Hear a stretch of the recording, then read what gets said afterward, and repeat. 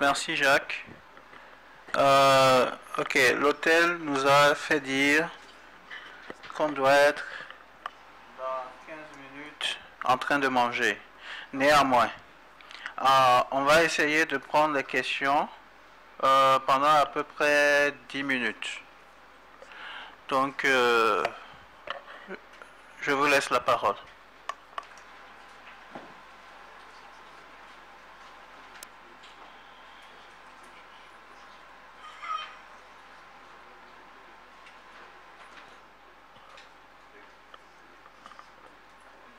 Ok, Benoît. Ce micro doit être en Suisse. Un peu lent au démarrage. Hein.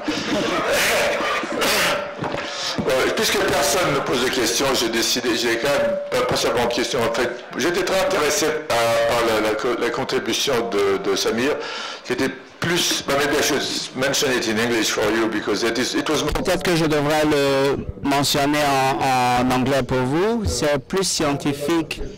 J'ai beaucoup de questions pour vous en utilisant l'intelligence.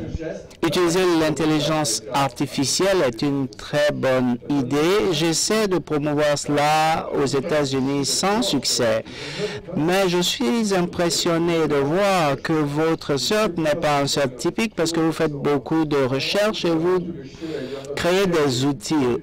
Et j'espère que vous n'êtes pas en train d'effrayer les gens que vous voulez aider en plaçant la barre si haut parce que le niveau est généralement à un niveau un peu bas. Mais les choses sont à un niveau plus élevé, ce que vous avez présenté. Bon, évidemment, la seule petite critique que j'aurais, c'est Africation devrait être très, très accueillant au démarrage. Donc déjà de parler de résiliation, de parrainage, de trucs comme ça, inspirez-vous un peu plus de Episearch, je suppose, sur cette notion que vous devriez être un endroit où les gens vont pour apprendre, c'est pour bâtir leur truc. Ça va développer, et que ça devrait être fait de telle manière que ça se développe dans une espèce de forum pour coopération entre les différents sortes en Afrique, naturellement. Mais ça commence parce que ceux qui ont vraiment de la peine à démarrer puissent trouver en vous une aspiration, une source, vous les aidez à les mettre en contact avec le sort égyptien ou tunisien, ceux qui ont quelque chose à offrir au démarrage.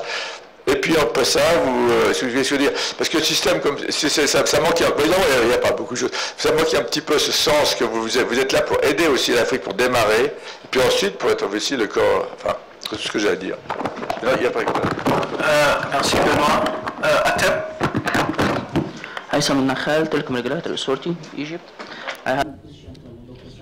J'ai une question pour Dr. Samir. Premièrement, je voudrais savoir le nom de l'outil que vous avez inventé et est-ce que l'outil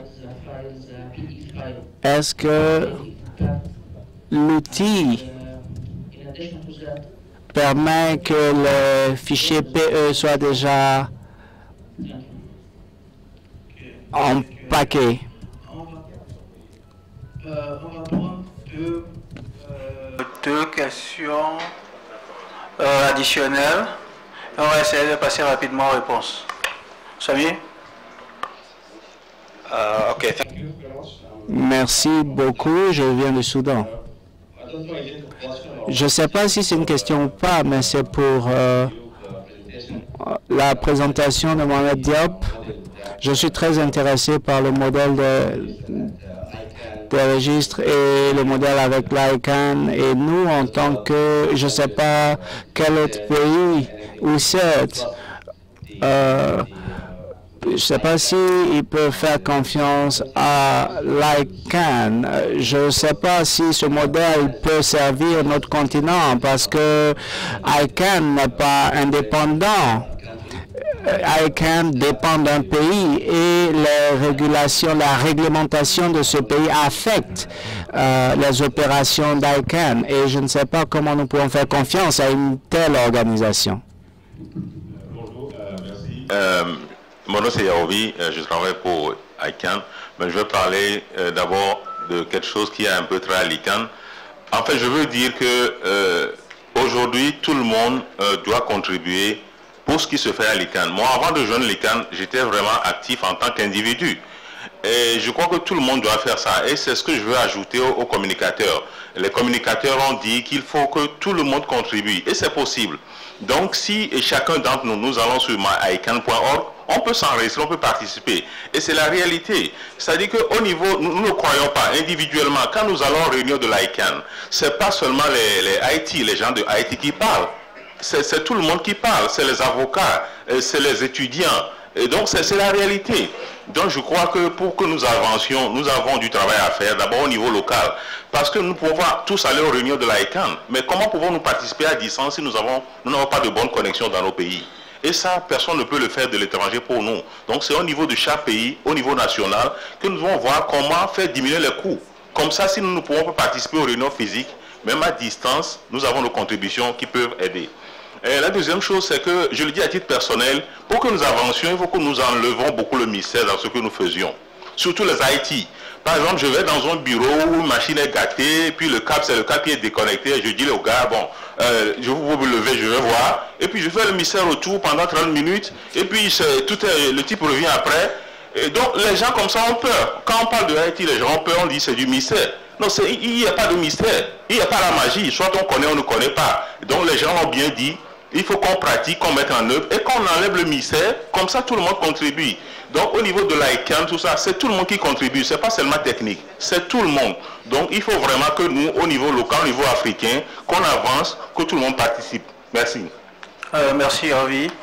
On va donner la parole aux différents présentateurs. On a exactement 7 minutes. Donc essayez d'être bref, s'il vous plaît.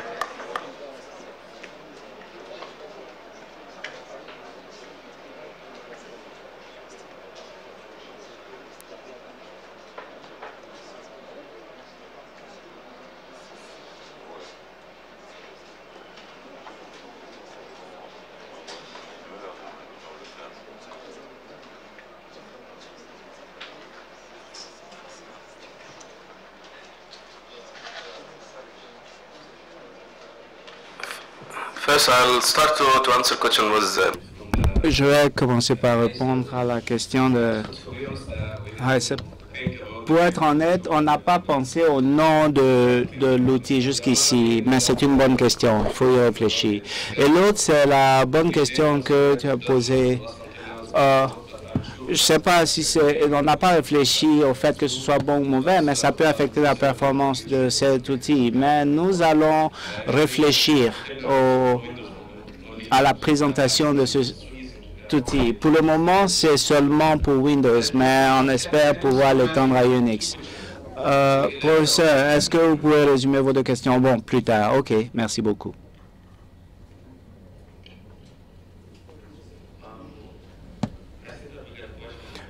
Je vois qu'on a eu une question en anglais concernant la confiance en l'ICANN. Je ne pense pas que quand nous parlons de délégation, de ce que nous gérons maintenant, comme les CCTLD, chaque pays a son CCTLD qui vient d'une organisation internationale qui s'appelle ISOC. La Côte d'Ivoire n'a pas choisi d'être CI. Le CI a été délégué simplement. Je pense qu'il y a un consensus sur les opérations techniques concernant ces délégations. Tous les acteurs semblent en accord pour dire qu'on n'a pas à briser ce système parce que personne ne va y gagner. Parce que la façon dont l'Internet fonctionne maintenant, si on casse le système DNS, rien ne va marcher. Donc, ça va être des réseaux isolés dans chaque pays et ce n'est pas ce que nous voulons, je pense. Nous sommes un continent et on avance vers l'intégration. Donc, le point de référence, la base pour le fonctionnement essentiel de l'Internet doit être préservé. Et quand on parle de stabilité, de sécurité et de résilience de l'Internet, tous autant que nous sommes en tant qu'utilisateurs et producteurs de contenu et leaders du secteur, nous avons le même intérêt à ce que le système ne se casse parce que personne n'y gagnerait.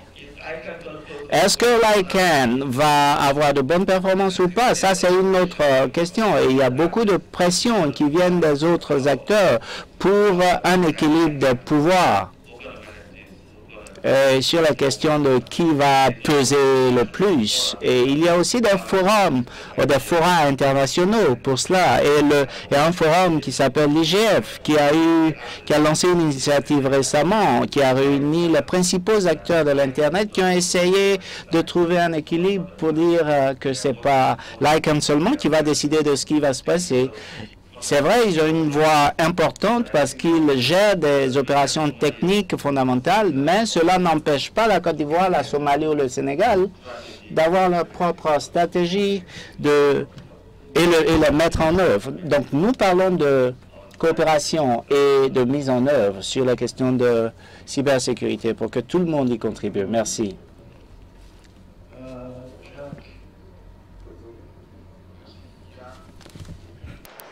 30 secondes. Oh, too much. 30 secondes, beaucoup. On s'est présenté aujourd'hui notre projet de processus d'adhésion. C'est effectivement comme si on était en train de freiner l'entrée.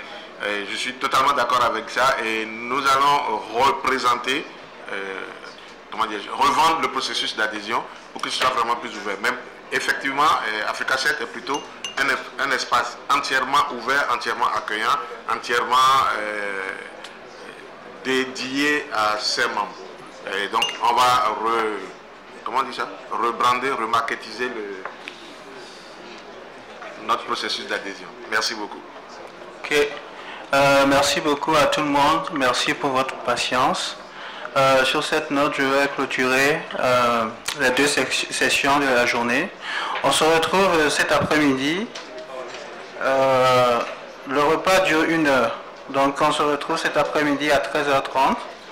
Alors, la session de cet après-midi commence par une session juridique animée par le professeur Abdoulaye Cissé. 2 sessions sur des problématiques par rapport à tout ce qui est police, gendarmerie, law enforcement. À la suite, on verra le temps qui nous reste. Il reste une présentation du matin qui doit passer.